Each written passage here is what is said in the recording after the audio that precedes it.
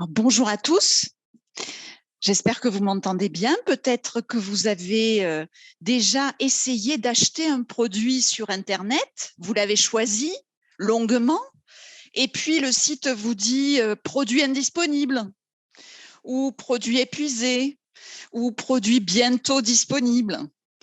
Eh bien, il s'agit là de différents cadrages de la rupture de stock en ligne, et c'est le sujet qui m'intéresse dans le cadre de ma thèse, dont le titre est l'influence de l'effet de cadrage sur le comportement du consommateur à l'ère digitale. Alors, quels sont les éléments de contexte? Eh bien, le premier, c'est le e-commerce. Alors, il s'est beaucoup développé durant la pandémie, puisqu'on a vécu des périodes où tous les magasins étaient fermés et beaucoup de gens se sont mis à acheter sur Internet. Et on sait aussi que les populations insulaires achètent de nombreux produits en ligne.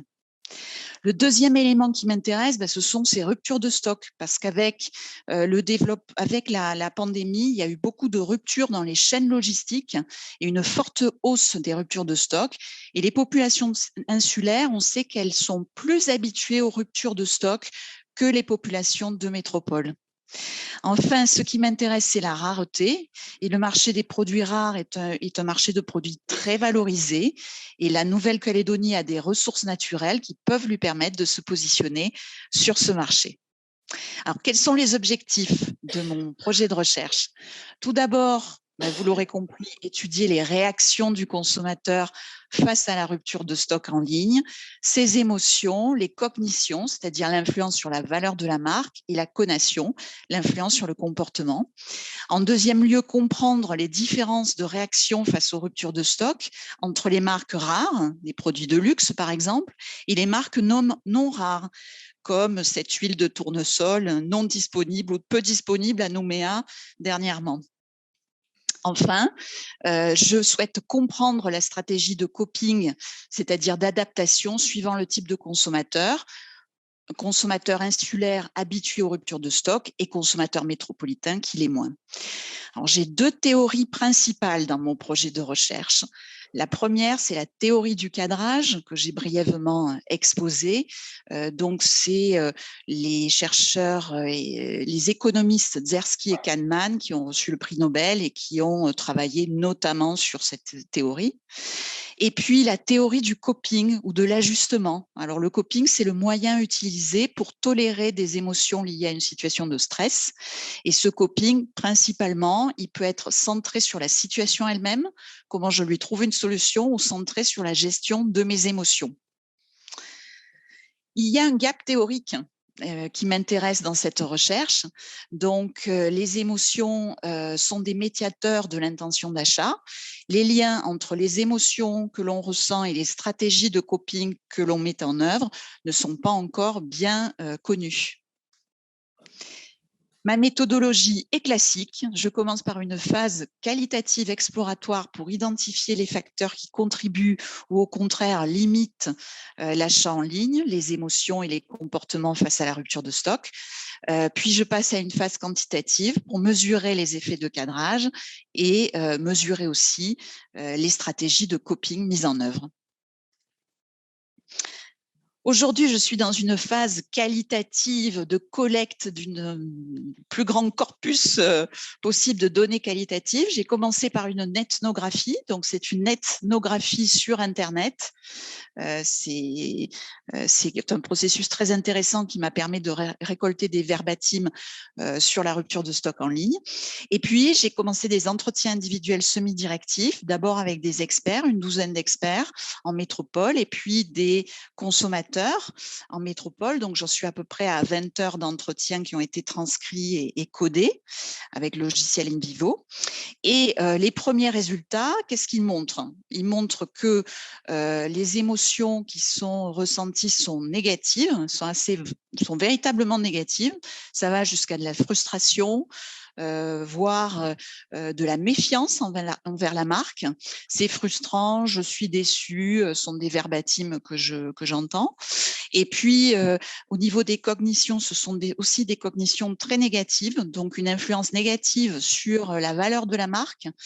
Par exemple, c'est dommage que les marques ne prennent pas de précommande, ou alors elles ne nous disent pas exactement dans quelle date le produit va être disponible. Il nous faudrait plus d'informations. Et enfin, sur le plan des conations, j'ai trouvé des stratégies de coping qui sont plus largement centrées sur la situation.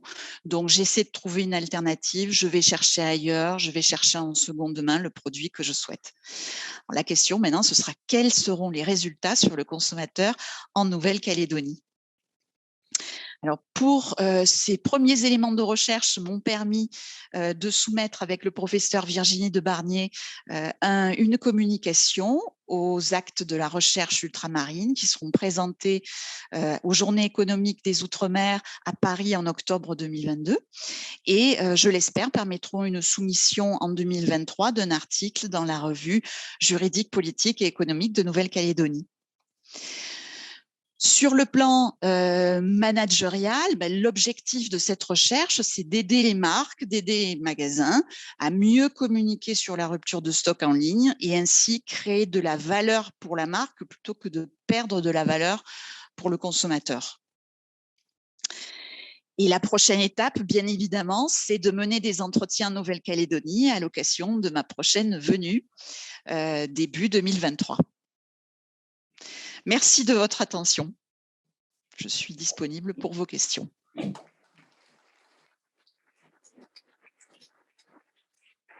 Merci Madame Canonge-Dumas pour, on va dire, cet exposé très clair et ô combien, on va dire, prégnant pour nous en Nouvelle-Calédonie. La rupture de stock, on va dire, est un quotidien sur certains secteurs. Je ne vous parlerai pas de ma voiture immobilisée depuis des semaines parce qu'il n'y a pas de pièces.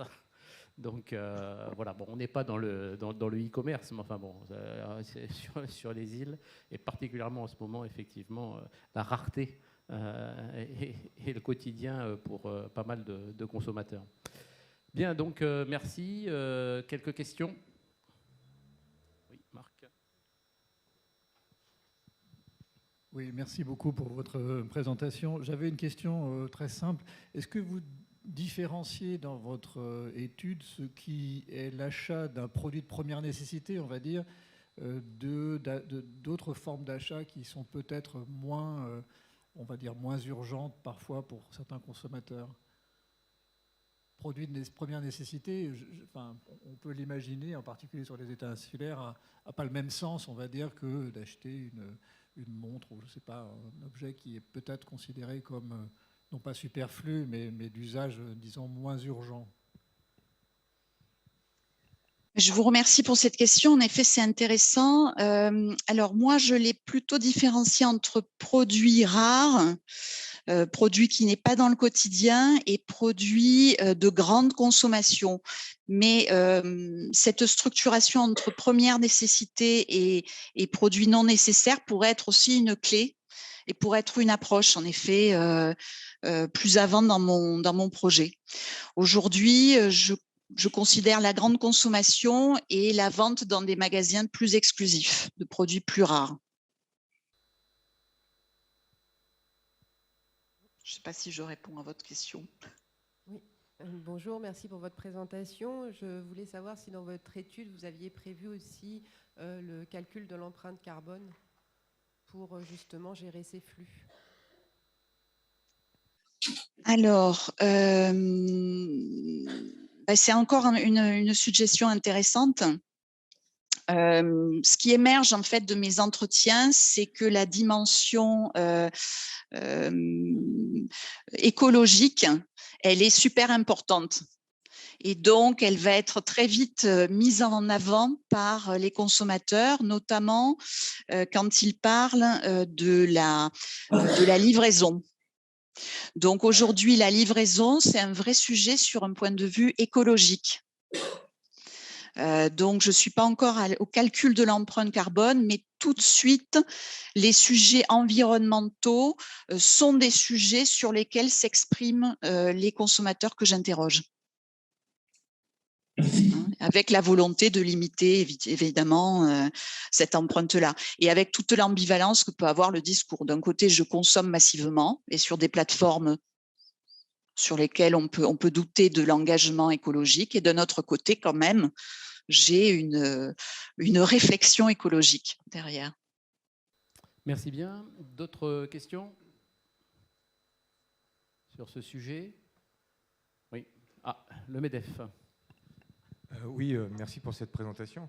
Est-ce que vous avez prévu parce que dans le cadre des mesures que vous allez opérer sur les réactions des différents consommateurs face à la rupture, est-ce que vous avez pu mesurer une évolution, je dirais, des réactions des consommateurs face à cette rupture? Est-ce qu'il y a une accoutumance? Est-ce que vous le faites sur le temps, ou est-ce que c'est sur un moment bien particulier? Parce qu'il se trouve que ça se généralise et que c'est effectivement des problématiques qui sont en lien avec des circuits de production qui sont parfois très très longs et très complexes, qui sont difficiles à expliquer aux consommateurs.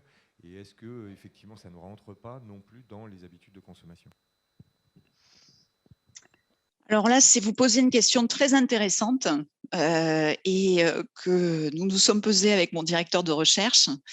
Et en effet, on envisage de faire une étude longitudinale, c'est-à-dire d'avoir une première phase aujourd'hui en 2022 et de re-questionner en 2023, en 2024 pour voir comment évoluent les réactions, les perceptions par rapport à ça.